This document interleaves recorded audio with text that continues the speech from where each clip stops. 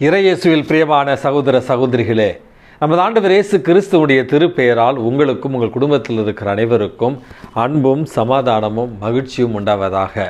அன்புமிக்கவர்களே, September மாதம் 7ஆம் தேதி தாயாம் திரு அவை பிரான்சு தேசத்தை சார்ந்த தொடக்க கால மறைசாட்சி புனித ரெஜினா அவர்களுடைய நினைவு நாளைத்தான் கொண்டாடுகிறது.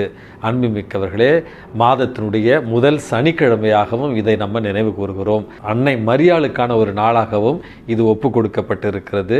அன்னையினுடைய அருட்துணையை நம்முடைய குடும்பங்களுக்காக கேட்டு அன்னையினுடைய பரிந்துரையை பெற்றுக்கொள்ள தகுதியான சரியான ஒரு நாளாக இதை நம்ம கருதுகிறோம். புனித ரெஜினா தொடக்க கால திருச்சபையினுடைய ஒரு மறைசாட்சி. கிபி 250ஆவது ஆண்டில் இவர் கிறிஸ்தவர் அல்லாத ஒரு குடும்பத்தில் பிறந்தார் என்றும், பிறந்த சில நாட்களிலேயே இவருடைய தாயார் இறந்து விடுகிறார். தந்தை இவரை ஒரு செவிலியர் இடத்துல கொடுத்து இவரை வளர்க்க சொல்லுகிறார். அந்த செவிலி தாய் இந்த புனித ரெஜினாவுக்கு இயேசுவை அறிமுகம் செய்து வைக்கிறார். பிறகு கொஞ்ச நாட்களில் வளர்ந்து பதின்பருவம் அடைகிற நேரத்தில் இயேசுவின் மீது விசுவாசம் கொண்டவராய் திருமுழுக்கு பெற்று நல்ல ஒரு கிறிஸ்தவளாக வாழ ஆரம்பிக்கிறார். அன்புமிக்கவர்களே, இதை அறிந்த கிறிஸ்தவர் அல்லாத அவருடைய தந்தை மனவேதனை அடைகிறார். எப்படியாவது கிறிஸ்துவை ரெஜினா மறுதளிக்க வேண்டும் என்று பல முறை முயற்சி செய்தும் அது முடியாமல் போகவே அந்த செவிலி தாயிடமே இந்த ரெஜினாவை ஒப்படைத்து தந்தை ஒதுங்கி விடுகிறார்.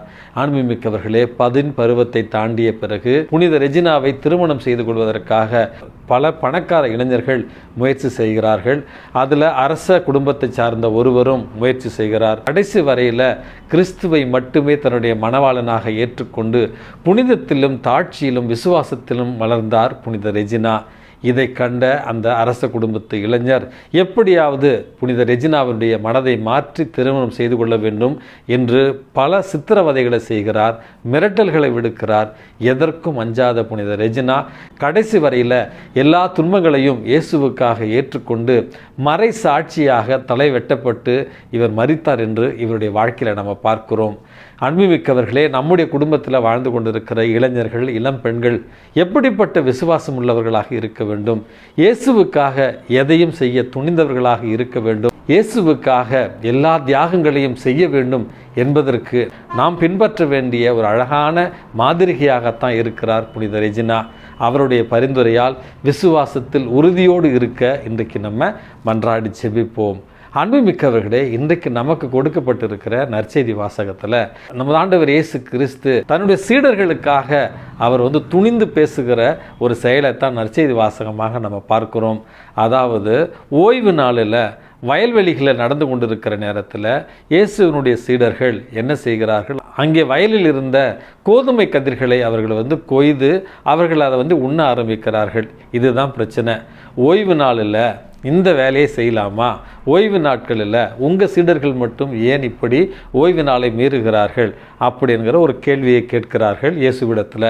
அந்த இடத்துல நமது ஆண்டவர் இயேசு கிறிஸ்து தன்னுடைய திருத்தூதர்களுக்காக பரிந்து பேசுகிற ஒரு செயலையும், அதே நேரத்தில் மனிதன் ஓய்வு நாளுக்காக அல்ல, மாறாக ஓய்வு நாள் தான் மனிதனுக்காக ஏற்படுத்தப்பட்டது அப்படின்னு சொல்லி இந்த மனித வாழ்க்கையில் சடங்குகள், சம்பிரதாயங்கள் இவை அனைத்துமே மனித நேயத்திற்கு இணையாகாது.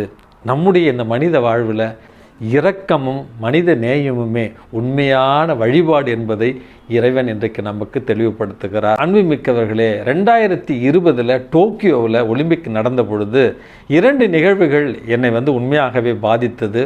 உண்மையான மனித நேயத்தை இதை உலகிற்கு எடுத்து சொல்லியது. அதாவது ஹை ஜம்ப் உயரம் தாண்டுதல் போட்டியில் 2 பேருக்கு தங்கப்பதக்கத்தை கொடுத்தார்கள். ஒருவர் மூத்தாஸ் பர்ஷானி என்று ஒருவர், அவர் கத்தார் நாட்டைச் சேர்ந்தவர். இன்னும் ஒருத்தர் ஜான் மார்க்கோ என்ற இத்தாலி தேசத்தைச் சேர்ந்தவர். இவர்கள் இருவருமே 2.35 பாயிண்டுகளில் உயரத்தை தாண்டி கொண்டு இருக்கிற நேரத்தில் திடீரென்று ஒருவருக்கு காலடிப்பட்டு விடுகிறது. இருந்தாலும் நடுவர்கள் 2.39 பாயிண்டுகளை அவர்கள் தாண்டினால்தான் அவர்களுக்கான பரிசு கொடுக்கப்படும் என்று அறிவித்து விடுகிறார்கள். இப்பொழுது ஒருவருக்கு காயப்பட்டு விடுகிறது, ஒருவருக்கு வெற்றி வாய்ப்பு இருக்கிறது.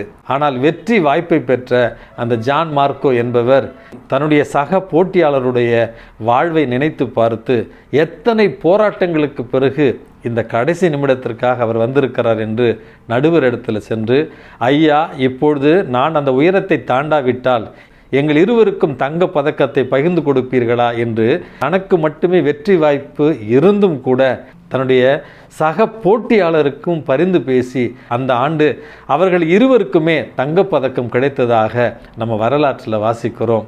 அன்பிமிக்கவர்களே, தான் என்னுடையது எனக்கு மட்டும் என்று தன்னுடைய வெற்றியை தனக்கென வைத்து கொள்ள விரும்பாமல் தன்னுடைய சக போட்டியாளரோடு பகிர்ந்து கொண்ட அந்த மனித நேயமிக்க செயல் இன்றளவும் பேசப்படுகிறது. இரண்டாவது ஒரு செய்தியாக, அதே ஆண்டு டோக்கியோவில் நடைபெற்ற அந்த ஒலிம்பிக் பந்தயத்தில் 2 வீரர்கள் 2 வெவ்வேறு நாடுகளிலிருந்து பங்கு பெற்றார்கள். ஒருவர் அமெரிக்காவை சார்ந்தவர், இன்னொருவர் போட்ஸ்வானா என்கிற ஒரு நாட்டை சார்ந்தவர். அன்பிமிக்கவர்களே, இந்த அமெரிக்க நாட்டை சார்ந்தவர் ஜூவெட் அப்படின்னு சொல்லுகிறார்கள். இந்த போட்ஸ்வானா நாட்டை சார்ந்தவர் ஆமோஸ்.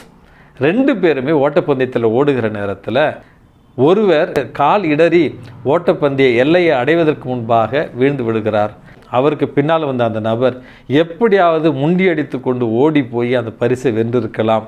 ஆனால் பின்னால் வந்தவர் முன்னால் விழுந்தவரை தாங்கி பிடித்து இருவரும் ஒன்றாக நடந்து சென்று அந்த எல்லையை தாண்டி இருவருமே வெற்றி பரிசை பகிர்ந்து கொண்டார்கள்.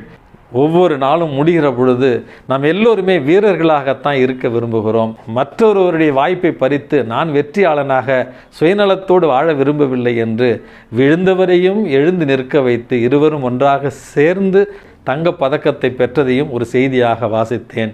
இந்த உலகம் சுயநலம், பொறாமை, போட்டி மனப்பான்மை, சட்டங்கள், சம்பிரதாயங்கள் இவற்றால் நிறைந்திருந்தாலும் நாம் வாழுகிற இந்த உலகத்தில் பல்வேறு இடங்களில் மனித நேயம் தழைத்திருப்பதையும் இறங்குபவர்கள் இருப்பதையும் நாம் கண்கூடாக பார்க்க முடிகிறது. இதைத்தான் நமது ஆண்டவர் இயேசு கிறிஸ்து நம்முடைய வாழ்க்கை பாடமாக இன்றைக்கு தருகிறார். ஒவ்வொருவரும் இயேசுவினுடைய அன்பு சீடர்களாய் மன்னித்து விட்டு கொடுத்து ஒருவருக்கொருவர் உதவி செய்து கடவுள் வாழுகிற இந்த உலகமாக இதை மாற்றிட நம்முடைய முயற்சிகளை எடுக்க வேண்டும். சட்டங்களுக்கும் சம்பிரதாயங்களுக்கும் முக்கியத்துவம் கொடுப்பதை விட மனித நேயத்திற்கு முக்கியத்துவம் கொடுக்க இறைவன் இன்றைக்கு நமக்கு அழைப்பு விடுக்கிறார்.